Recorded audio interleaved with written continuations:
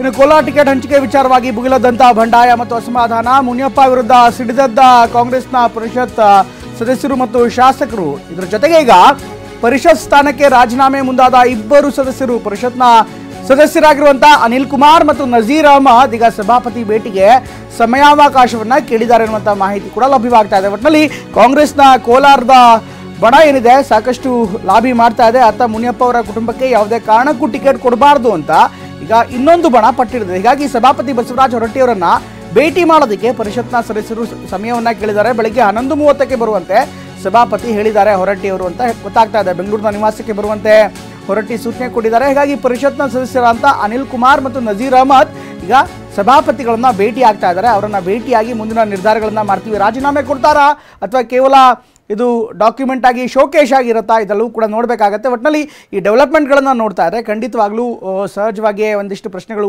ಉದ್ಭವ ಆಗುತ್ತೆ. ಯಾಕೆಂದರೆ ಕೋಲಾರದ ರಾಜಕೀಯ ಅಷ್ಟು ಸುಲಭವಾಗ್ತಾ ಇಲ್ಲ. ಕಾಂಗ್ರೆಸ್ಗೆ ಟಿಕೆಟ್ ಫೈನಲ್ ಮಾಡೋದು ಕಗ್ಗಂಟಾಗಿದೆ. ಒಂದು ಕಡೆಗೆ ಆಸಿಡಿಟಿ, ಗ್ಯಾಸ್ಟ್ರಿಕ್, ಅಜೀರ್ಣ, ಒಂದಲ್ಲ ಒಂದು ಹೊಟ್ಟೆ ಸಮಸ್ಯೆ.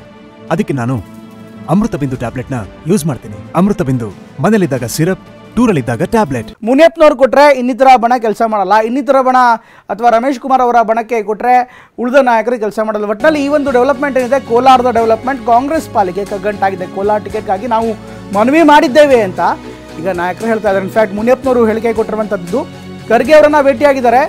ಸದಾಶಿವನಗರ ನಿವಾಸದಲ್ಲಿ ಮಲ್ಲಿಕಾರ್ಜುನ್ ಖರ್ಗೆ ಅವರನ್ನ ಭೇಟಿಯಾಗಿ ಅವಕಾಶ ಮಾಡಿಕೊಡಿ ಅಂತ ನಾನು ಕೇಳಿದ್ದೀನಿ ಅಂತ ಮುನಿಯಪ್ಪನವರಿಗೆ ಹೇಳಿದ್ದೀನಿ.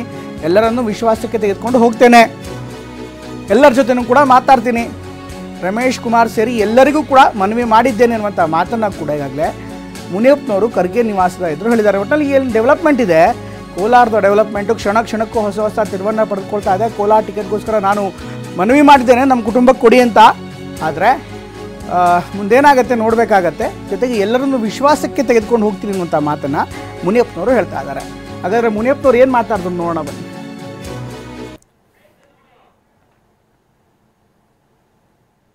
ಮಾಡಿಕೊಡಿ, ಕೆಲಸ ಮನವಿ ಮಾಡಿದ್ದೀವಿ, ಅವಕಾಶ ಮಾಡಿಕೊಡಿ, ಕೆಲಸ ಮಾಡ್ತೀವಿ, ಗೆಲ್ಲಿಸ್ತೀವಿ.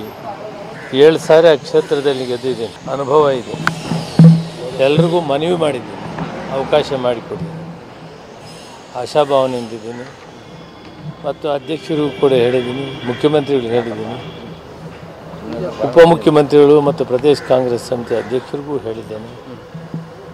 ಎಲ್ಲ ನಾಯಕರನ್ನು ರಮೇಶ್ ಕುಮಾರ್ ಆದಿಯಾಗಿ ಜಿಲ್ಲಾ ಉಸ್ತುವಾರಿ ಸಚಿವಂತ ಭಾರತಿ ಸುರೇಶ್ ಅವರು, ಚಿಕ್ಕಬಳ್ಳಾಪುರ ಜಿಲ್ಲಾ ಉಸ್ತುವಾರಿ ಸಚಿವಂತ ಡಾಕ್ಟರ್ ಸುಧಾಕರ್ ಅವರು, ಕೊತ್ತೂರು ಮಂಜು ಅವರು, ಅನಿಲ್ ಕುಮಾರ್ ಅವರು, ನಂಜೇಗೌಡರು ಮತ್ತು ಎಲ್ಲ ಅಲ್ಲಿನ ಎಲ್ಲ ಮುಖಂಡರು, ಮಾಜಿ ಶಾಸಕರು ಎಲ್ರಿಗೂ ಮನವಿ ಮಾಡಿದ್ದೇನೆ. ಸ್ಪೀಕರ್ ಸಮಯ ಕೇಳಿದ್ದಾರೆ. ರಮೇಶ್ ಕುಮಾರ್ ಅವರು, ನಾವು ಎಲ್ಲ ಒಟ್ಟಿಗೆ ಇದ್ದೀವಿ, ಮಂತ್ರಿಗಳು ಇದ್ದೀವಿ, ನಾವೆಲ್ಲ ಒಟ್ಟಿಗೆ ಇದ್ದು ಈ ತೀರ್ಮಾನ ಆಗಿದೆ. ಅಭ್ಯರ್ಥಿ ಯಾರಾಗ್ಬೋದು, ನಾವೆಲ್ಲ ಒಟ್ಟಿಗೆ ಕೆಲಸ ಮಾಡಿ ಗೆಲ್ಲಿಸ್ತೀವಿ ಅನ್ನೋ ಮಾತನ್ನು ಮಾತಾಡಿದ್ದೀವಿ.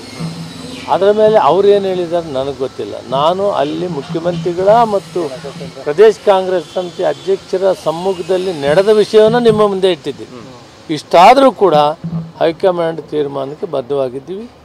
ಒಟ್ಟಾರೆ ನಾವು ಇಡೀ ರಾಜ್ಯದಲ್ಲಿ ಕಾಂಗ್ರೆಸ್ಸನ್ನು ಗೆಲ್ಲಿಸಬೇಕಾಗಿದೆ.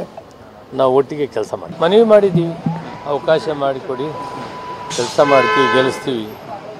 7 ಸಾರಿ ಆ ಕ್ಷೇತ್ರದಲ್ಲಿ ಗೆದ್ದಿದ್ದೀನಿ, ಅನುಭವ ಇದೆ. ಎಲ್ರಿಗೂ ಮನವಿ ಮಾಡಿದ್ದೀನಿ, ಅವಕಾಶ ಮಾಡಿಕೊಡಿ, ಆಶಾಭಾವನೆಯಿಂದಿದ್ದೀನಿ.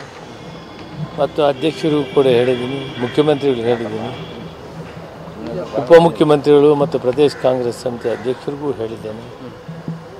ಎಲ್ಲ ನಾಯಕರನ್ನು ರಮೇಶ್ ಕುಮಾರ್ ಆದಿಯಾಗಿ ಜಿಲ್ಲಾ ಉಸ್ತುವಾರಿ ಸಚಿವಂತ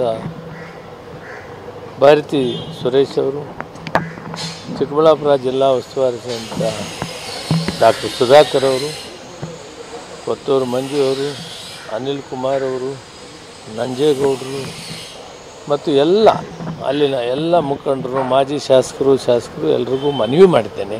ಮನವಿ ಮಾಡಿದ್ದೀವಿ.